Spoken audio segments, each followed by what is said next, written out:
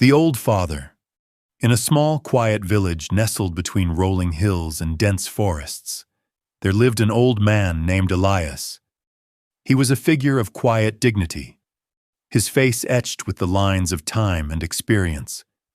His hair, once as dark as the night sky, had turned a silvery white, and his hands, though gnarled and calloused from years of labor, still possessed a gentle strength. Elias was known throughout the village as a man of few words, but when he spoke, his words carried the weight of wisdom earned through a lifetime of trials and triumphs. Elias had once been a robust and vigorous man, a farmer who had tilled the land with unwavering determination. He had raised a family, seen his children grow, and watched as they left the village to seek their fortunes in the wider world. Now, in his twilight years, he lived alone in a modest cottage at the edge of the village, surrounded by the memories of a life well lived. The villagers respected Elias, not only for his age, but for the kindness and generosity he had shown them over the years. He had always been ready to lend a helping hand, whether it was to repair a neighbor's roof, share his harvest, or offer sage advice to those in need. But as the years passed, the villagers noticed that Elias had become more withdrawn, spending long hours sitting on the porch of his cottage, gazing out at the horizon with a distant look in his eyes. One crisp autumn morning, a young boy named Thomas approached Elias's cottage. Thomas was a curious and spirited child, known for his boundless energy and insatiable thirst for knowledge. He had always been fascinated by the old man, sensing that there was much to learn from him. On this particular morning, Thomas had decided to visit Elias, hoping to hear some of the stories that the old man was rumored to possess. "Good morning, Mr. Elias," Thomas called out as he approached the cottage. Elias turned his gaze from the horizon and smiled warmly at the boy. "Good morning, young Thomas.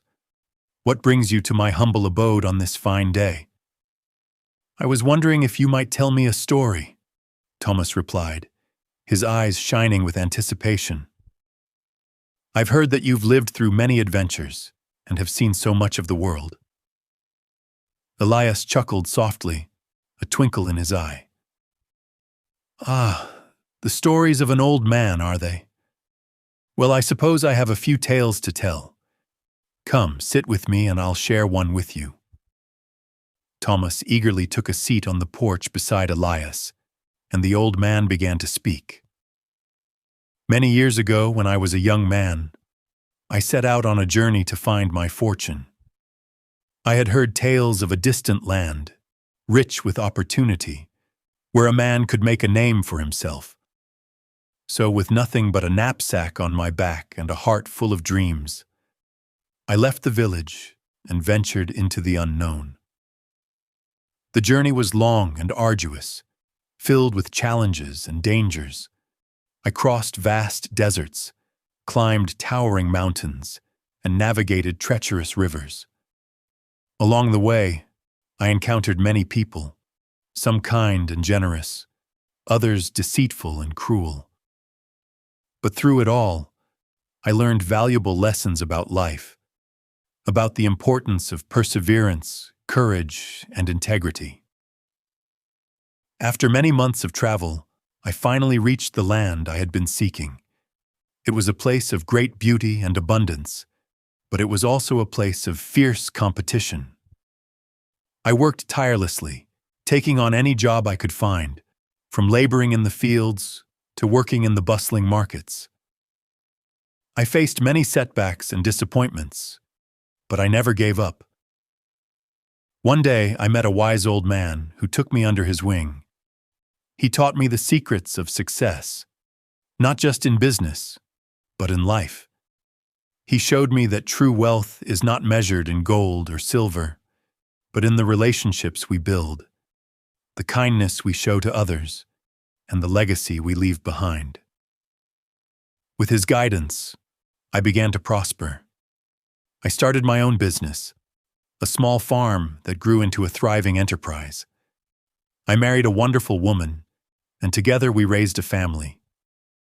We faced many challenges, but we always supported each other, and our love grew stronger with each passing year. Eventually, I decided to return to the village of my birth. I wanted to share the wealth and knowledge I had gained with the people who had shaped me into the man I had become. I built this cottage, and here I have lived ever since, content in the knowledge that I have lived a life of purpose and meaning.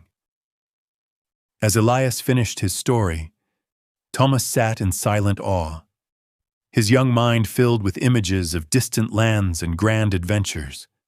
He looked up at the old man with newfound respect and admiration. "Thank you, Mr. Elias," Thomas said softly. "Your story is amazing. I hope that one day I can have adventures like yours and learn as much as you have." Elias placed a gentle hand on the boy's shoulder. "You will, Thomas. Life is a journey, and each of us must find our own path. Remember, the most important thing is not the destination, but the journey itself. Cherish every moment, learn from every experience, and never lose sight of the values that truly matter." Tomas nodded, his heart filled with determination. He knew that he would carry Elias's words with him for the rest of his life. As the days turned into weeks and the weeks into months, Thomas visited Elias regularly, eager to hear more of the old man's stories. Each tale was a treasure trove of wisdom, and Thomas absorbed every word, knowing that he was learning lessons that would guide him throughout his life. But as time passed, Elias grew weaker. His once strong frame became frail, and his steps slowed. The villagers, who had always looked up to him, began to worry. They knew that the day would come when Elias would no longer be with them, and they wanted to ensure that his legacy would live on. One evening, as the sun dipped below the horizon, casting a golden glow over the village, Elias called Thomas to his side. The boy, now a young man, knelt beside the old man's bed, his heart heavy with the knowledge that their time together was drawing to a close. "Thomas," Elias said, his voice weak but filled with love, "you have been like a son to me. I have watched you grow and learn, and I am proud of the man you have become. Remember the stories I have told you and the lessons they contain. Carry them with you, and share them with others so that my legacy may live on." Tears welled up in Thomas's eyes as he grasped Elias's hand. "I will, Mr. Elias, I promise. Your stories and your wisdom will never be forgotten." Elias smiled, a peaceful expression settling over his face. "Thank you, Thomas. That is all I could ever ask for." With those final words, Elias closed his eyes and took his last breath. The village mourned the loss of their beloved elder, but they also celebrated his life, knowing that he had left an indelible mark on their hearts and minds. In the years that followed, Thomas honored Elias's memory by sharing the old man's stories with anyone who would listen. He became a respected figure in the village, known for his wisdom and kindness, much like Elias had been. And though the old man was gone, his spirit lived on in the hearts of those he had touched, a testament to the enduring power of a life well lived.